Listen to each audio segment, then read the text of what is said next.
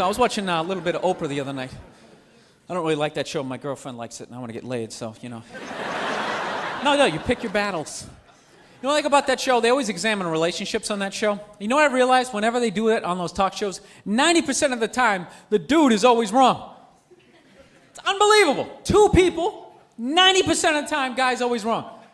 He's always like, this woman is always like totally innocent, like, I was just trying to make him some chocolate chip cookies, and he didn't think there was enough chocolate chips in the cookies, so he started beating me with the cookie pan. It was horrible. And the guy's like always the biggest moron ever, like, well, what? I wanted some cookies. Now, I'm not saying guys aren't jerks. I'm a good example of one, you know what I'm saying? But women can be jerks too. They should balance it out. Like, you know what group of women I'd love them to do a show on? Are those 24, 25-year-old gorgeous women who will go out and like hook up and marry like an 80-year-old rich guy? You ever seen them hanging out with like Hugh Hefner? Some 70-year-old guy in his pajamas? Now, if they were just honest about it and were like, look, this guy's gonna die in like 7 or 8 minutes, I'm gonna get a bag of cash and a Lexus, I wouldn't have a problem with it. But they always try and lie and be like, no, I love him for who he is. It has nothing to do with the big yacht. There's just something about the way he drools in his bathrobe as he pushes the checkers along. It's really enjoyable. You just want to be like, lady, you're humping him for his money. See, that's something I could never do, man. If some 80-year-old billionaire, rich old lady came walking down the street, started like hitting on me, sitting like, hey there, sonny. You know, started grabbing my ass. Oh, you're pretty firm. What are you, in the Navy or something?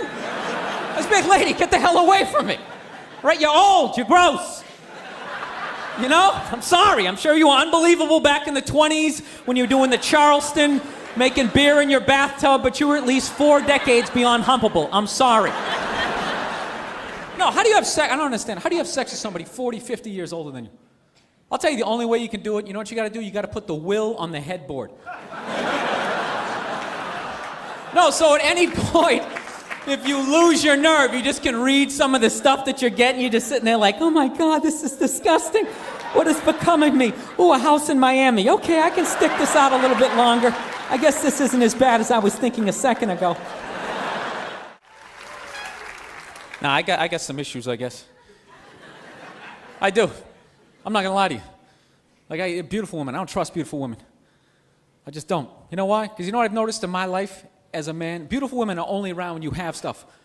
When your life is going on, great. They're all over the place. But when you're broke, you can't find a beautiful woman. You're like under a bridge, there's like trolls and ferrets running around. They're just not around. Then the second you get you get a little money, they come out of the woodwork like, oh my God, you have some stuff. Can you buy me some stuff? I want some stuff too. Then the second you go broke, oh my God, I left something over here next to this guy. He has stuff, I've always loved you. No, you know what solidified my issues? This is what solidified it, okay? I was at a Yankees game one time, right? And I'm sitting there, it was like the end of the inning, and Tino Martinez catches a foul ball to end the inning. You know how they always throw it into the crowd? So there's like 100 people going, Tina, ball. There's a beautiful girl sitting right in the front row. Of course, oh my God, I have these. I get to sit in the front row. What, this doesn't happen to everybody? So there's 100 people asking for this stupid ball. He walks right up to her, just hands it right to her. Didn't flip it, didn't toss it, handed it right to her.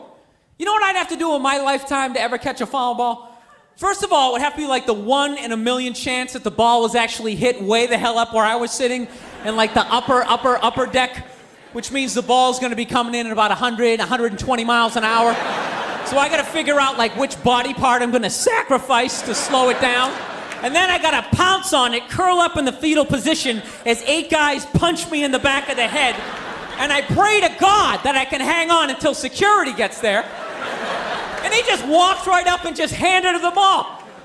She probably didn't even know what it was. Like, basket? Oh, baseball. Oh my God. Let me take this home and stick it next to my other unbelievable free things that I don't appreciate. Shelf in my house.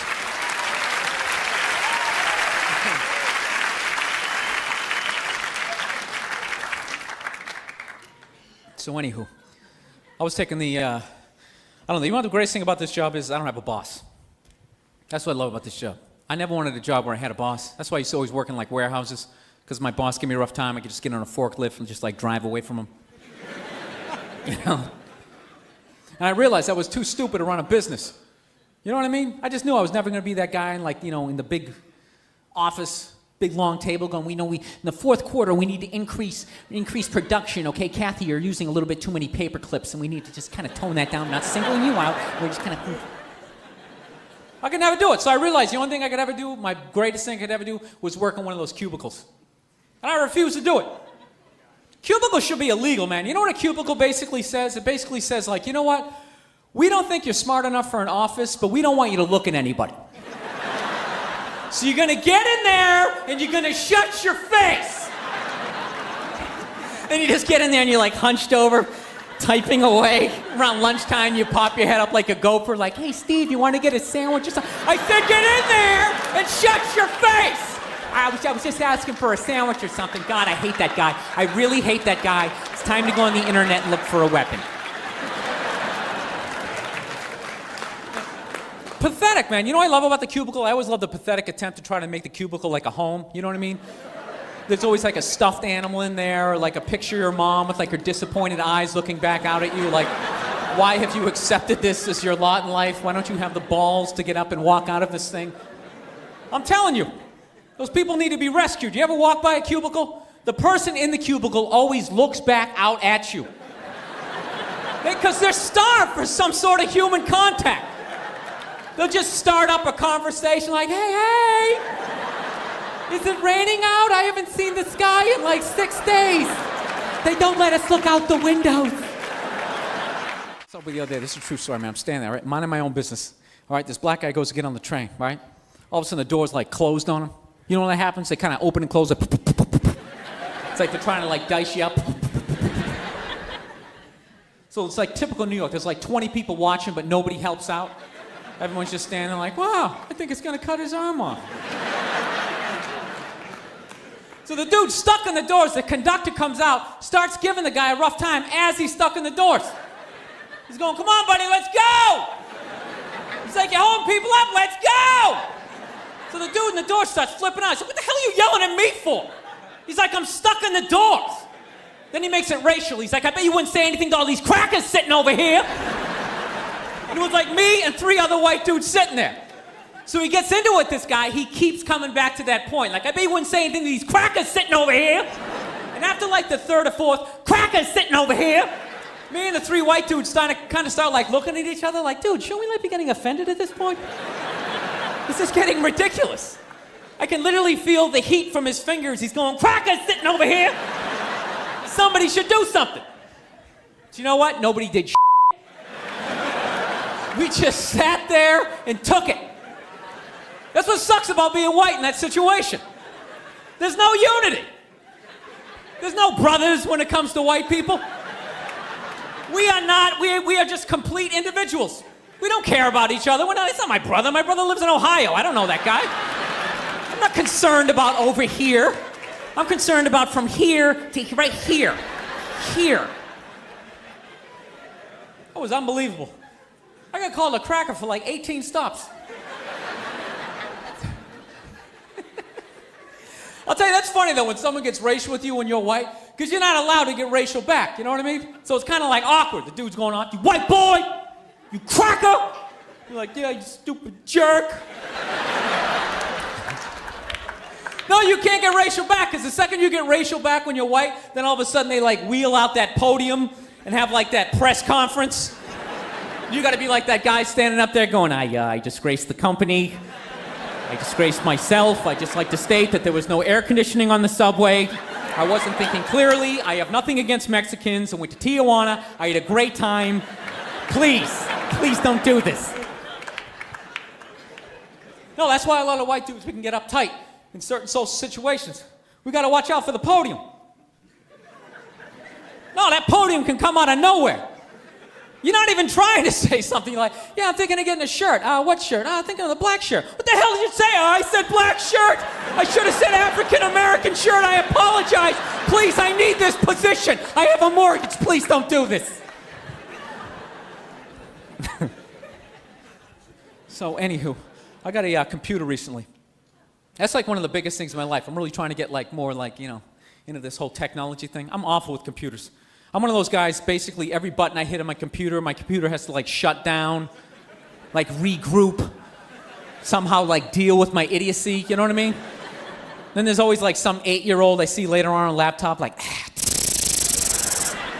he's like breaking into the Pentagon, downloading movies that haven't even been made yet. I just got a plane ticket for $6. He just want to like slam his head in the thing. I'll tell you the only thing I like about my computer is I really enjoy spell check. No, I love it. You know what I love about spell check? You don't have to be close to getting the word right. Have you ever noticed that? All you gotta do is just get it like somewhere like within the ballpark of the word. It's almost like your computer can just start guessing like, I don't know, dinosaur?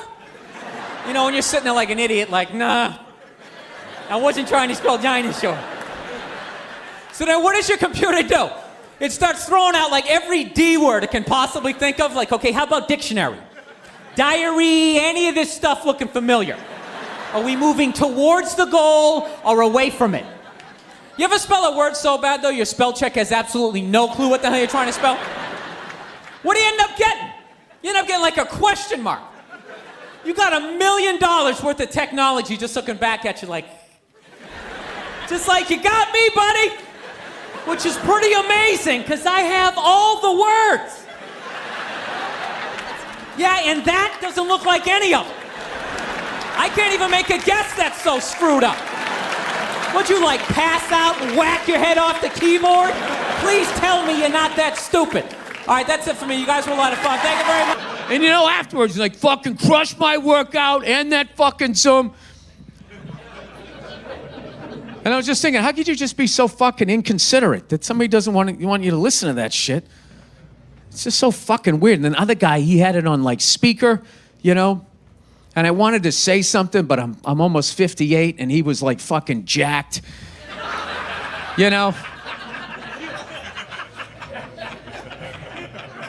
You know what's really funny is when you watch a lot of those 80s action movies, this feels weird with the table to be standing up. I don't know what I'm supposed to be doing up here. Oh, look at this. This is for whores. They walk up here. Yeah,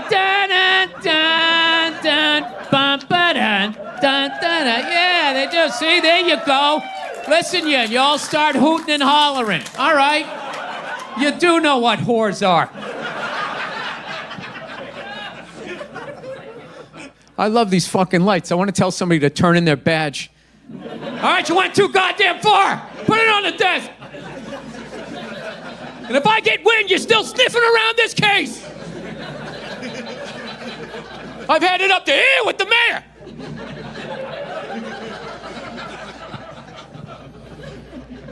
I just got over being sick, and now my wife's sick, so she's mad at me. Like I can control that. Yeah, I was sick. You live with me. That's what happens. What was I supposed to do? Sleep in the yard?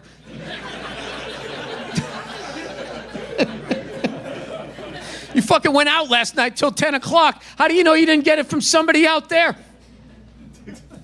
You don't have to answer. This is just what happens. It's just that these questions, they never come in the moment. You're just so caught off fucking guard. And then afterwards, that's when you say them to yourself, right? And then you sit down, and then the waiter starts asking you questions, and then you fucking take it out on him. Fucking guy comes up to the table, he goes, hey, welcome to wherever the fuck I was. He goes, first time? I'm like, what? He's like, first time at blah, blah, blah. It's like, yeah, what the fuck do you care? I've ordered a breakfast. What is it, different? I go, can I get your regular breakfast, egg scrambled? He goes, you have any allergies? And I just plowed through it. Sourdough toast, do you have any allergies? And I heard what he said both times, and I still went, what? And he goes, allergies, do you have any allergies? And I'm like, no. And he goes, all right, well, I have to ask you. And it's like, what I forget? You know? Like, oh my God, that's right.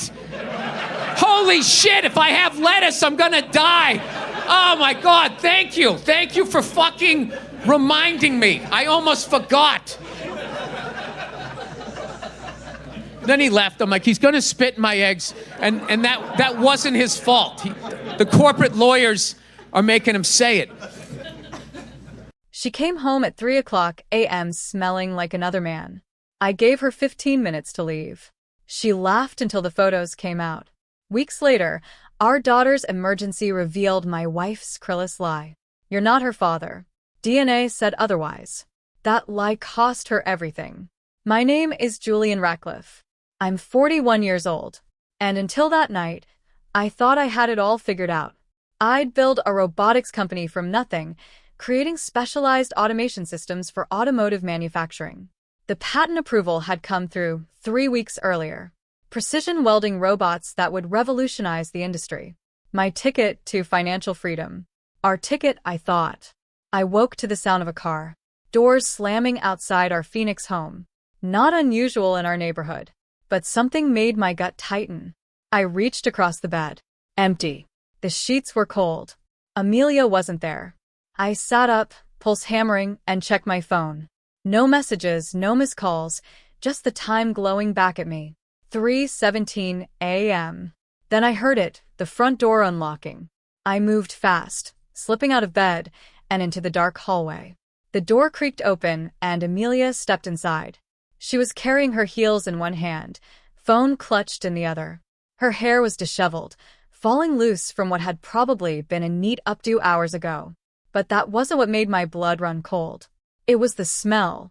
Cologne, heavy, expensive, unmistakably masculine. Not mine. Where were you? My voice cut through the darkness. Amelia jerked, her head snapping toward me. For half a second, pure panic flashed across her face before she smoothed it over with a practiced smile. Julian. God, you scared me, she said, pressing a hand to her chest like I was the problem, like I was the one sneaking in at 3 o'clock in the morning. I asked you a question, I said, stepping into the dim light from the street lamp outside. Where were you, Amelia? She rolled her eyes, and kicked off her heels. I told you I was meeting Rebecca for drinks. We lost track of time. Rebecca, I'll let the name hang there. Yes, Rebecca. My college roommate, the one who's in town for exactly 2 days. Her tone was sharp, defensive. What is this? An interrogation. I took another step forward. The cologne smell got stronger. What kind of drinks last until 3 o'clock in the morning? The kind where you catch up with someone you haven't seen in 5 years, Amelia said, brushing past me toward the bedroom. I'm exhausted, Julian. Can we not do this right now? But I couldn't let it go. Something was off. Wrong in a way I couldn't quite name yet. Who drove you home?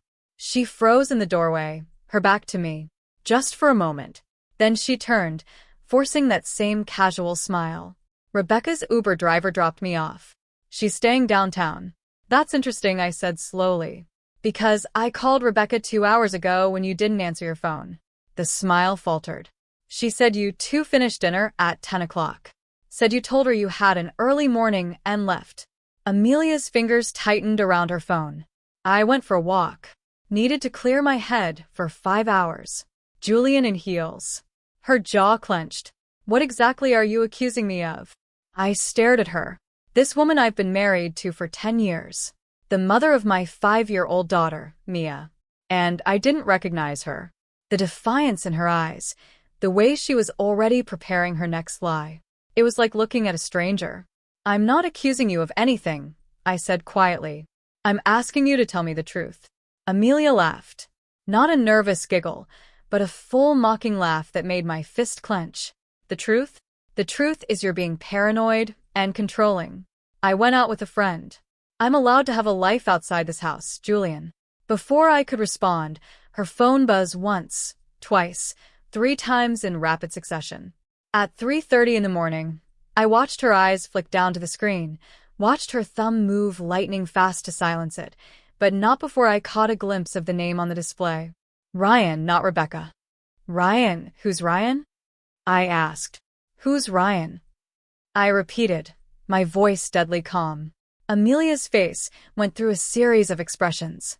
Surprise, panic, then something that looked almost like relief, like she was tired of hiding. He's a colleague from the marketing firm I've been consulting with. At 3:30 in the morning, we were working on a campaign proposal, she said. But her voice lacked conviction. It's a big account, Julian. You know how these things go. I didn't know how these things went. I'd spend enough late nights at the office to understand deadlines and pressure, but I'd never come home smelling like another woman's perfume. Show me your phone, I said. Excuse me, your phone. Show me the messages from Ryan about this campaign proposal. Amelia's grip tightened on the device. Absolutely not. That's word confidential. And frankly, I don't appreciate you treating me like I'm on trial here. Then you won't mind calling him right now, I said, pulling out my own phone. Let's clear this up together. Professional colleagues wouldn't mind a 3:30 a.m. call about work, right? Her eyes widened. You're insane. Am I? I took a step closer because from where I'm standing, my wife just came home in the middle of the night smelling like another man with that man's name lighting up her phone every 30 seconds. So, either you're having an affair or you're the world's most dedicated marketing consultant. How dare you? I dare because I'm not stupid, Amelia. My voice rose before I could stop it. I took a breath, lowering it again. I've given you everything. This house, your car, your lifestyle. I've worked myself half to death to build something for our family while you what? Spend your nights with Ryan. She flinched and I saw it. The truth bleeding through her carefully constructed facade.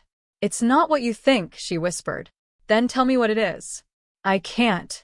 Can't or won't. Amelia's phone buzzed again. This time she didn't even look at it. Julian, please. Let's talk about this tomorrow, when we're both calm. No. I grabbed my laptop from the kitchen counter and opened it. We're talking about it now. What are you doing? I pulled up the folder I've been hoping I'd never have to open. The one my lawyer had suggested I create 3 months ago when Amelia started acting distant. Inside were screenshots, timestamps, credit card statements, charges at restaurants I'd never been to, hotels in Phoenix I'd never stayed at, late-night charges at a wine bar called Elevation on nights. She'd supposedly been home with Mia. I hired a private investigator 4 weeks ago, I said quietly, turning the screen toward her.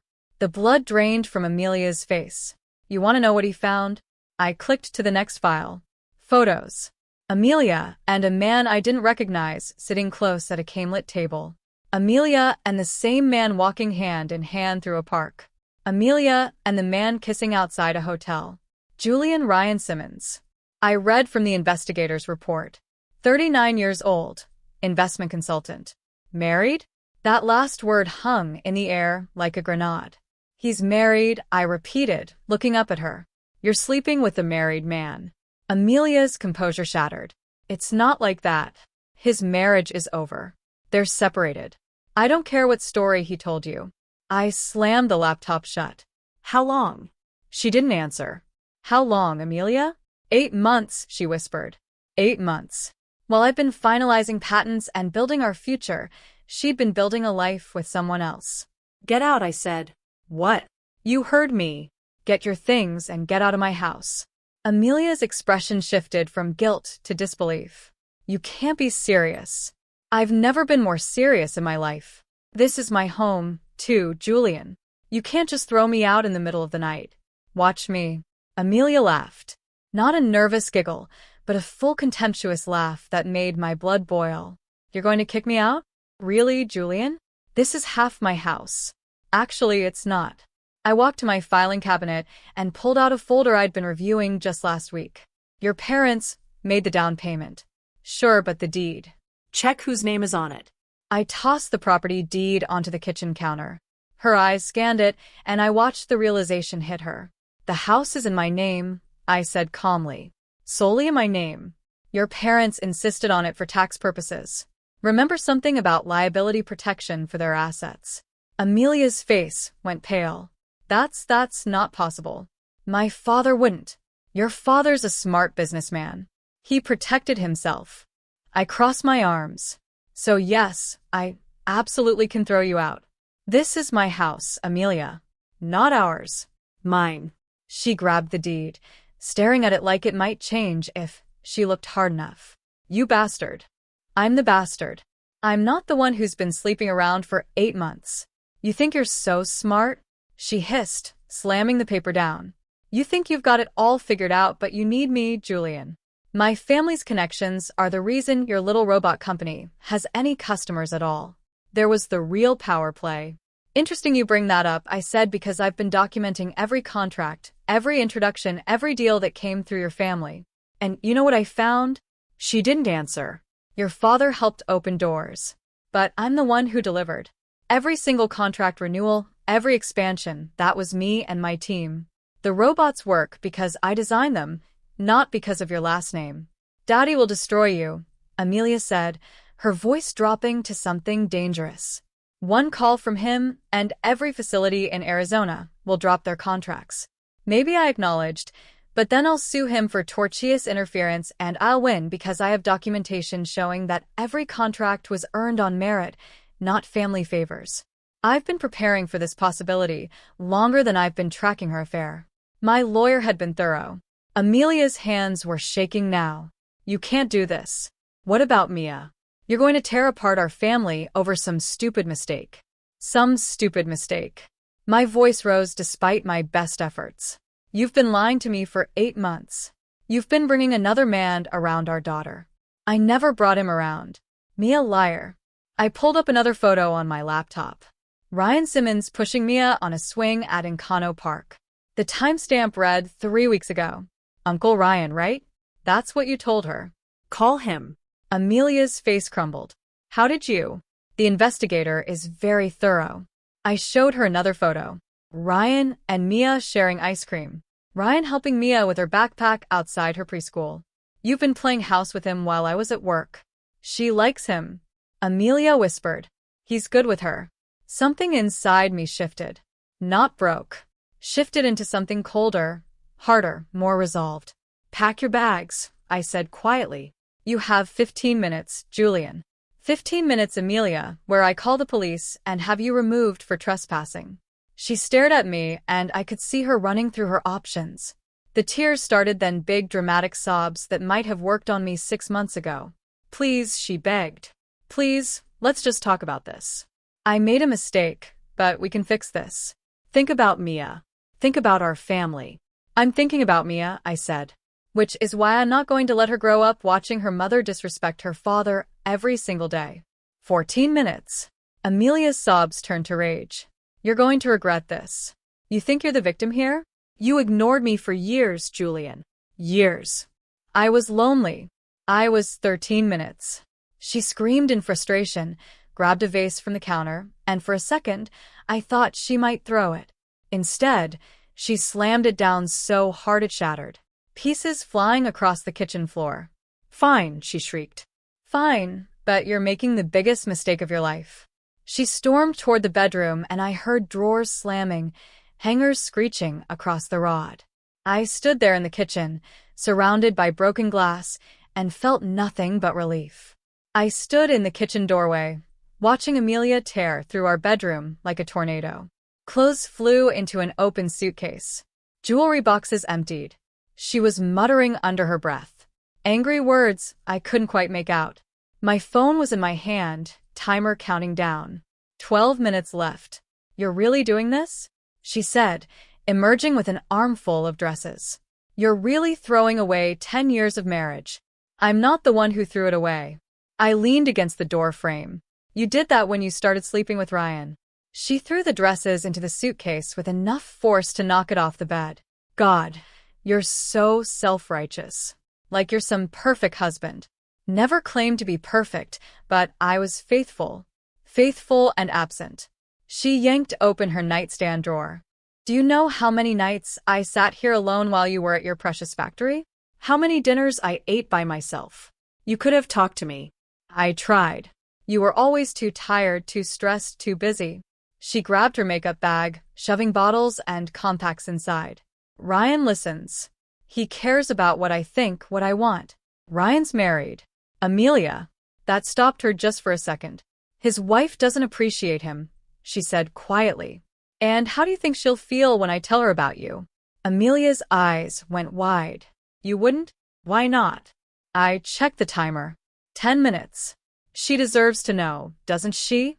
Just like I deserve to know. Julian, please don't do that. His wife. She's wealthy. She's vindictive. If she finds out, she'll take everything from him. Not my problem. Please.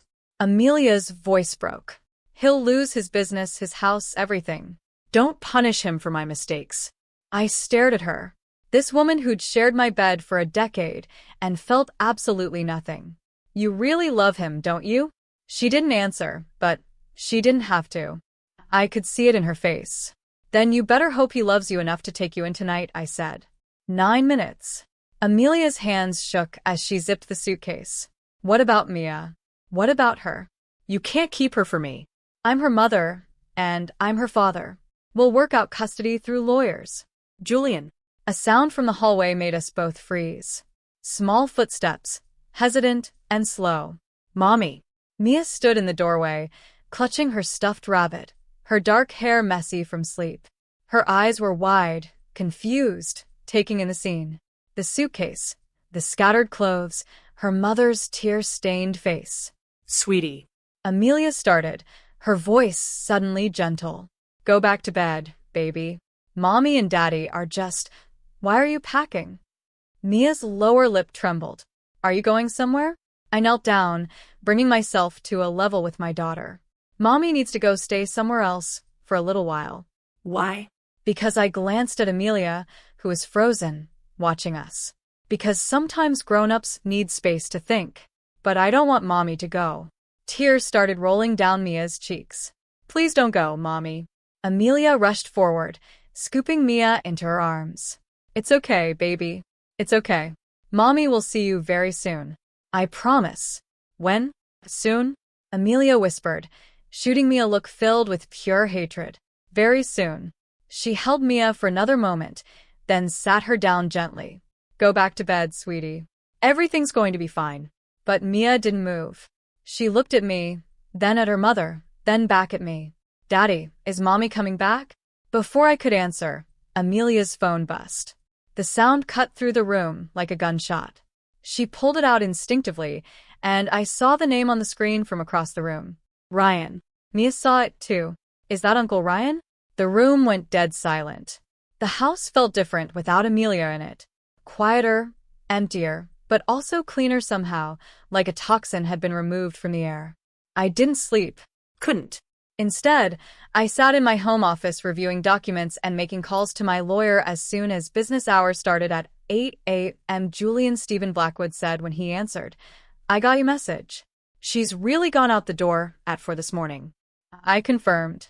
I need you to file for divorce today, and I need an emergency custody hearing scheduled as soon as possible. Done. What about the prenup? That's where things got complicated. Pull the file and review it again. Carefully. Amelia seemed way too confident last night when I mentioned it. I heard papers rustling on Stephen's end. Give me an hour. I'll call you back. Mia woke up at 7, padding into the kitchen in her pajamas, still clutching that stuffed rabbit. Her eyes were red and puffy. Where's Mommy? She asked quietly. I knelt down to her level. Remember what I told you last night? Mommy's staying somewhere else for a while because you and Mommy had a fight.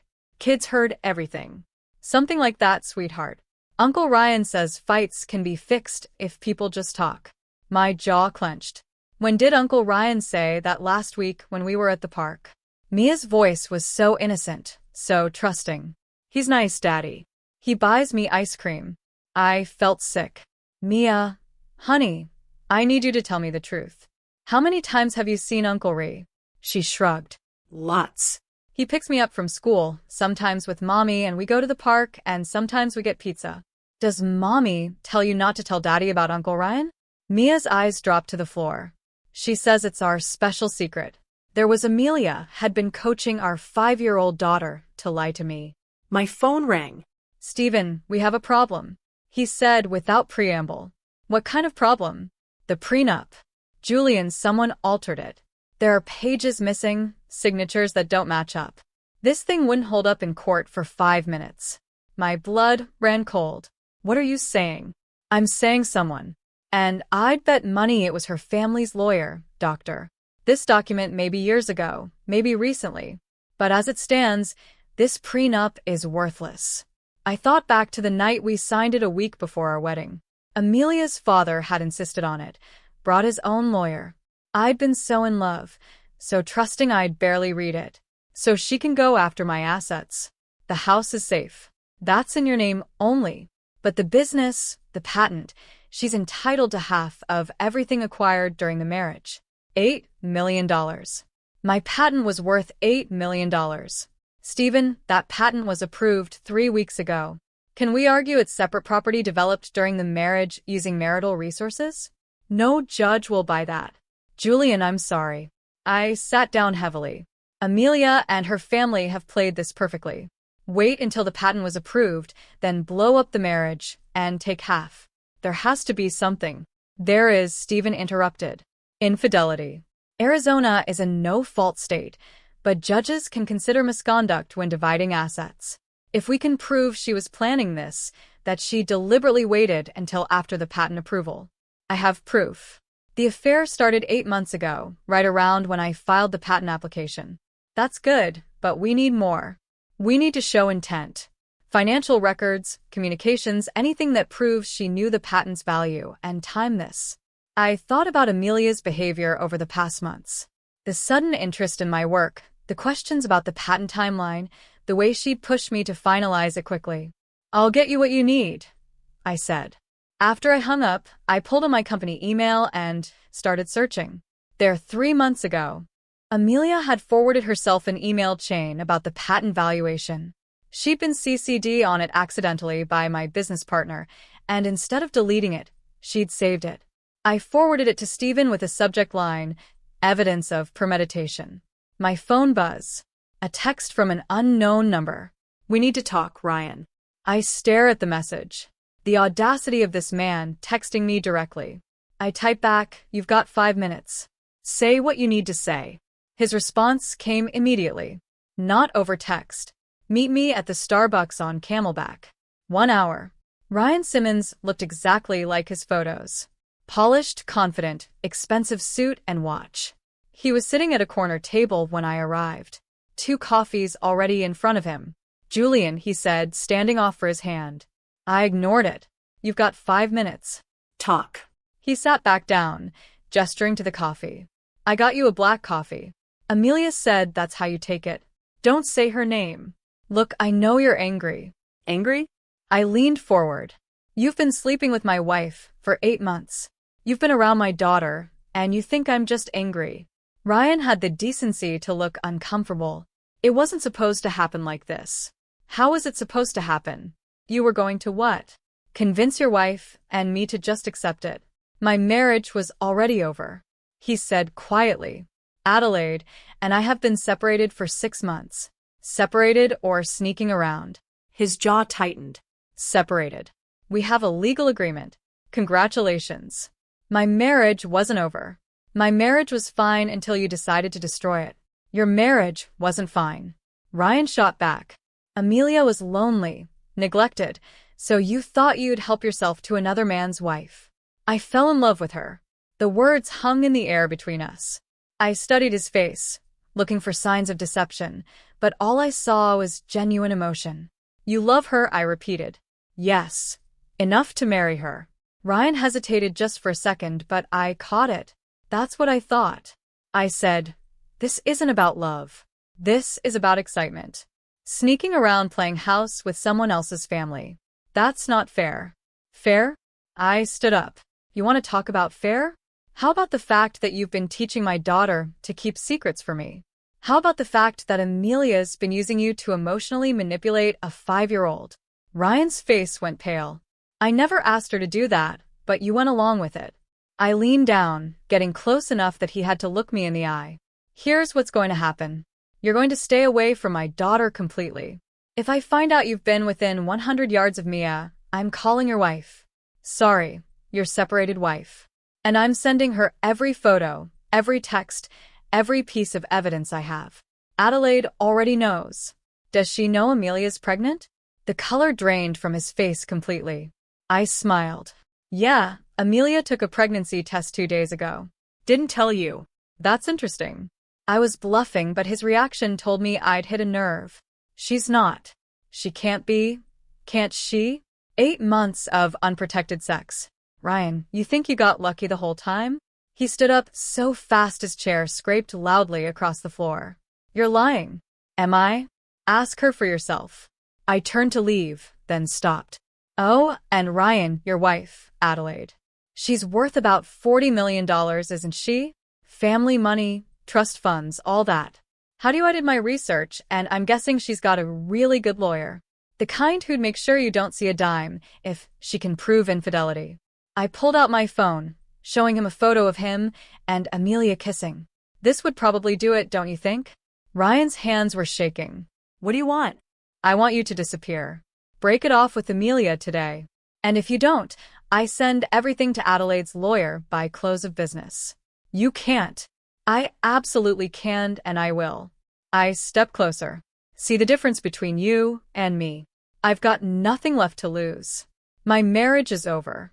My wife's a cheater, and her family is probably going to try to destroy my business. But you? You've got 40 million reasons to walk away. 2 weeks after throwing Amelia out, I got the call I've been dreading and anticipating in equal measure. Julian, it's Dr. Patterson from Phoenix Children's Hospital.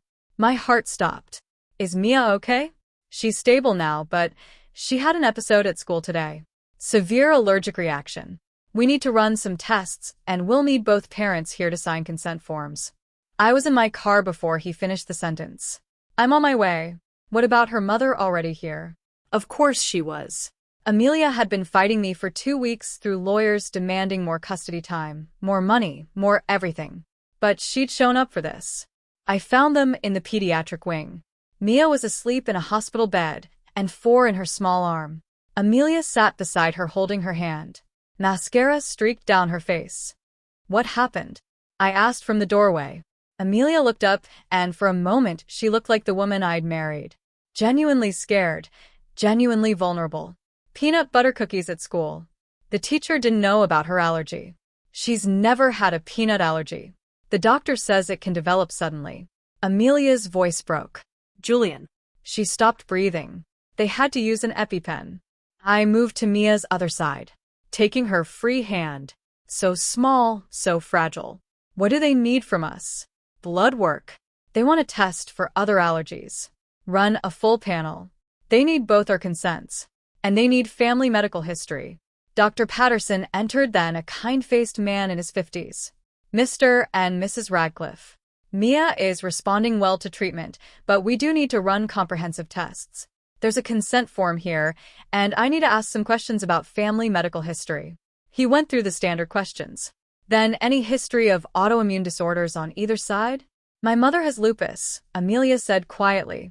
And your side, Mr. Radcliffe? No autoimmune issues. My father had type 2 diabetes, but that's it. Dr. Patterson made notes. We'll run the tests now. Results should be back in a few days. After he left, Amelia and I sat in uncomfortable silence. Our daughter is sleeping between us. I miss her.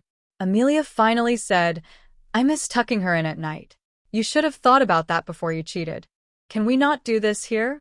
Our daughter almost died today. She was right. I took a breath. How are the supervised visits going? They're humiliating. Having some court-appointed stranger watch me interact with my own child. You brought this on yourself. I made a mistake, Julian. One mistake. Does that really mean I deserve to lose my daughter? One mistake. I pulled out my phone, showing her the investigator's timeline. 8 months, Amelia. Dozens of hotel visits. You introduced him to Mia. You taught her to lie to me. Amelia's face hardened. At least Ryan wanted to spend time with her. When was the last time you made it to one of her dance recital? I was building a future for her. You were building an empire for yourself. Amelia stood up, her voice rising. Everything was always about the patent, the business, the money, never about us. A nurse appeared in the doorway. Please keep your voices down. This is a pediatric floor. We both apologized. Amelia sat back down, wiping her eyes. I saw my mother yesterday, I said quietly. She told me something interesting. Amelia went very still. She said she saw you with Ryan 6 months ago at a restaurant in Scottsdale. She recognized him from the photos I showed her. I turned to look at Amelia directly. She called you the next day, warned you that she'd seen you, told you to end it before I found out. Amelia's face had gone pale. You told her it wasn't what it looked like, that Ryan was just a friend. And my mother, my own mother, decided not to tell me because she didn't want to interfere in our marriage. Julian, I haven't spoken to her since I found out. My own mother knew my wife was cheating and said nothing. I stood up. So, when you talk about betrayal, Amelia, remember that you didn't just betray me. You turned my mother into a liar, too. Before she could respond, Dr. Patterson returned with a tablet. Mr. and Mrs. Radcliffe, I need to discuss something with you. It's about Mia's blood work already. I thought it would take days. This is preliminary typing for the transfusion protocol. We always verify blood type and allergy cases. He looked between us. There's something unusual here. My stomach dropped. Mia's blood type is AB negative. Quite rare, but according to medical records, Mr. Radcliffe, you're O positive. And Mrs. Radcliffe, you're positive. The room started spinning. That's highly unusual. The doctor continued carefully. 2 parents with O and A blood types would very rarely produce an AB child. It suggests we need further testing. Amelia stood up so fast her chair fell over backward.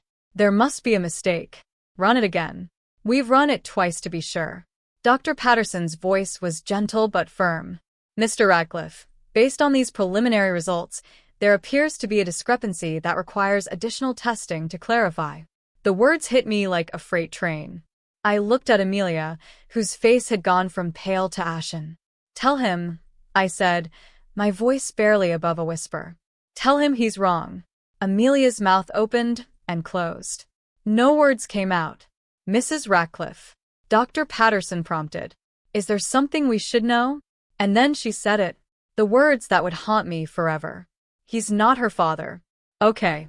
Is that what you want to hear? Julian isn't Mia's biological father. Ryan is. Are you happy now? I couldn't breathe, couldn't think. The room was spinning and Amelia's words kept echoing in my head. He's not her father. Ryan is Mr. Radcliffe. Dr. Patterson's voice sounded distant underwater.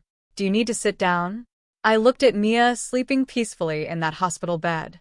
The little girl I'd raised for 5 years. The daughter I'd rocked to sleep. Taught to ride a bike. Read bedtime stories to every single night. Not mine. How long have you known? My voice didn't sound like my own. Amelia was crying, but I felt nothing. No sympathy, no anger, just emptiness. Julian, please. How long? Since before she was born, Amelia whispered. The room went silent except for the beeping of Mia's monitors. You knew, I said slowly.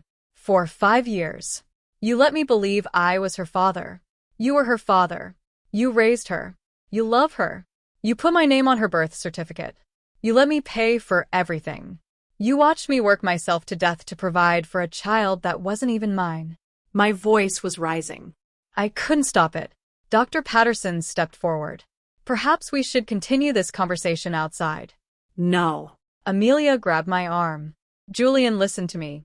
I didn't know for sure until after she was born. Ree and it was a one-time thing years ago before we got married. I thought it was over.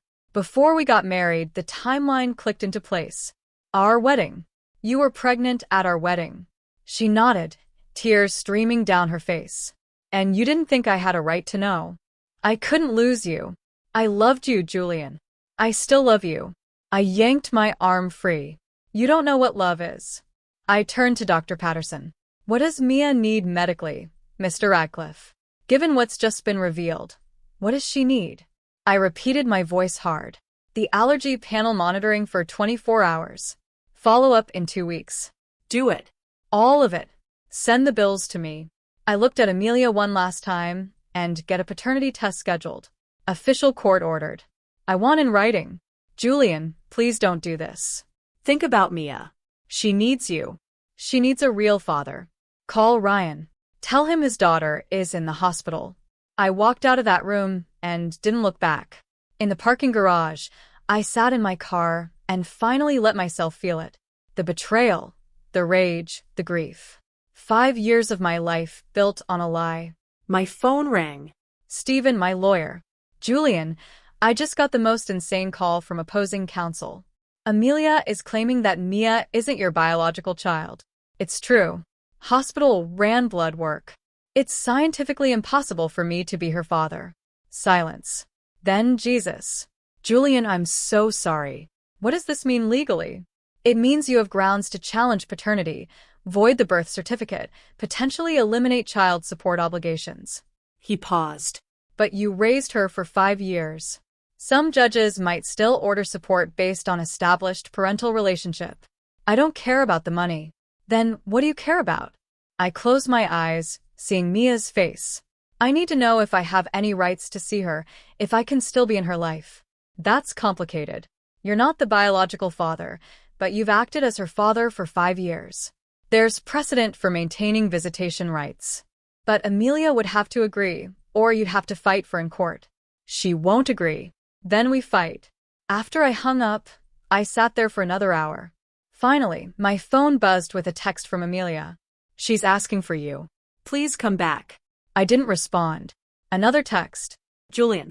She's crying. She wants her daddy. I'm not her daddy. I type back. Remember? You're the only father she's ever known. Please. I stared at that message for a long time. Then I turned off my phone and drove home to an empty house that had once held everything I cared about. 3 days after the hospital confrontation, I got a call from Dr. Patterson. Mr. Radcliffe, there's been a development with Mia's blood work. Can you come to my office? I drove there in silence, my mind numb. Amelia's words still echoed in my head. He's not her father. Ryan is Dr. Patterson met me with a serious expression. Julian, I need to show you something. We ran the paternity panel as you requested along with additional genetic markers for the allergy testing. He pulled up results on his computer screen. These are me as genetic markers, and these are yours from the blood sample you gave when she was born. I stared at the columns of numbers and letters, understanding nothing. The preliminary blood type analysis was misleading. Dr. Patterson said carefully, Mia does have AB negative blood, but there's a rare genetic phenomenon called Bombay blood group that can mask true blood types in preliminary testing. My heart was pounding. What are you saying? I'm saying that when we ran the full DNA panel, the results were definitive. He turned the screen toward me. Julian, you are Mia's biological father. 99.9% certainty. There's no question. The room spun, but Amelia said, Mrs. Radcliffe was either mistaken or lying. The science is clear. Mia is your daughter. I sat down heavily. She lied. She screamed at me in front of you that I wasn't Mia's father, and she was lying. I can't speak to her motivations, but yes, genetically, conclusively, you are Mia's biological father. After I left the hospital, I called Stephen immediately.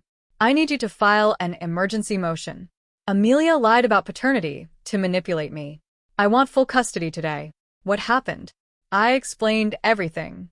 The hospital scene, Amelia's dramatic confession, the real DNA results. Stephen whistled low. That's parental alienation, emotional abuse, perjury, if she testifies to it. Julian, this changes everything. A judge will crucify her for this. Good. Within 2 hours, we were in front of Judge Catherine Reynolds for an emergency hearing. Amelia sat across from me with her lawyer, looking confused about why we've been called in so urgently. Your Honor, Stephen began. 3 days ago, Mrs. Radcliffe made a false statement to my client, deliberately claiming he was not the biological father of their daughter, Mia. She did this in front of medical staff. In a moment of extreme emotional distress for my client with the apparent intent to cause maximum psychological harm, Amelia's lawyer jumped up. Objection. Mrs. Radcliffe believed that statement to be true based on what? Stephen interrupted.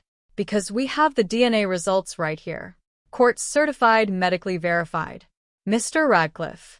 I the biological father. Mrs. Radcliffe's statement was either a malicious lie or a reckless falsehood. Either way, it demonstrates unfitness for custody. Judge Reynolds looked at Amelia. Mrs. Radcliffe, did you tell your husband he was not your daughter's father? Amelia's face had gone pale. I thought Ryan and we have been together before the marriage. And I thought, did you have any medical evidence to support this belief? No. But did you ever conduct a paternity test? No, Your Honor. But the timing. So, you made an unsubstantiated claim about your daughter's paternity in front of medical professionals during a medical emergency with no evidence whatsoever. The judge's voice was ice. Amelia started crying. I was upset. Julian was leaving me, taking everything, and I wanted to hurt him the way he was hurting me. The courtroom went silent. You wanted to hurt him? Judge Reynolds repeated slowly by falsely claiming his daughter wasn't his daughter. I didn't know for sure. I thought maybe enough. The judge turned to her clerk. Temporary custody of Mia Radcliffe is awarded solely to Julian Radcliffe. Effective immediately, Mrs. Radcliffe's visitation is suspended pending psychological evaluation and parenting classes. Your Honor, please. Amelia's lawyer was on his feet. That's extraordinarily harsh. What's harsh? Counselor is weaponizing a child's paternity as a tool for revenge. What's harsh is causing a father to question his relationship with his daughter based on lies. Court adjourned. The gavel came down. Amelia was sobbing. Julian, please. I'm sorry. I didn't mean it. I looked at her. This woman who tried to destroy me in the cruelest way possible and felt nothing but pity. Yes, you did, I said quietly. You meant every word. You just didn't expect to get caught. For months later, I stood in my new office, smaller than the old one, in a different part of Phoenix, but mine. Completely mine. Amelia's family had tried to destroy my business, just as she'd threatened.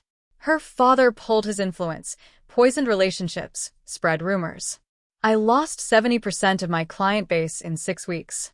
So, I filed for Chapter 7 bankruptcy. It was the nuclear option, the scorched earth solution. I liquidated everything, sold the house, the cars, emptied the business accounts, paid off what I could, discharged what I couldn't, started from absolute zero.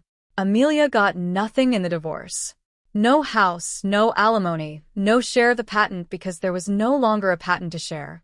I'd sold it to a competitor for pennies on the dollar, just a spider family. She'd won a half of everything. She got half of nothing. The bankruptcy meant I couldn't touch her father's money or influence. Couldn't be blackmailed or controlled. I was free. Mia adjusted better than I'd expected.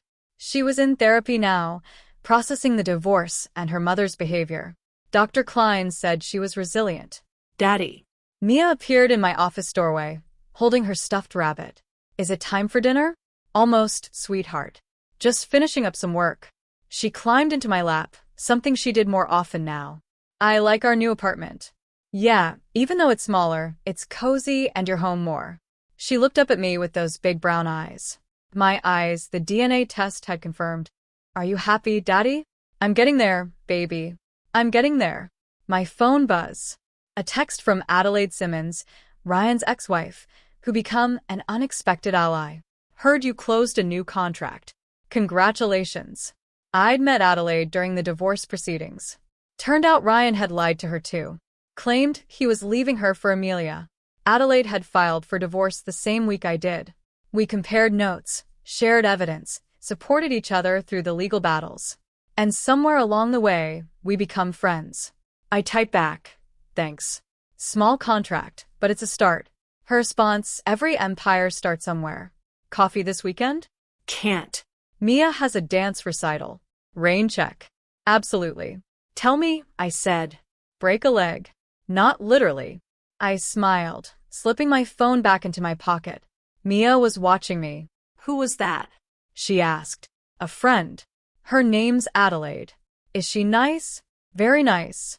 Will I meet her? Maybe someday if you want to. Mia thought about this seriously. Does she like stuffed rabbits? I don't know. We can ask her. She nodded, satisfied, and slid off my lap. I'm going to go set the table. I watched her go.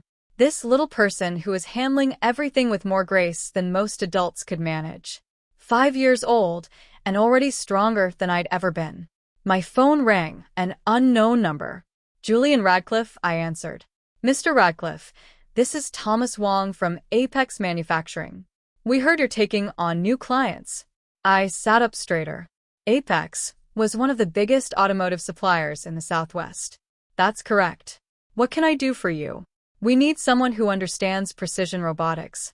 Someone who's not afraid to start from scratch and build something better than what exists.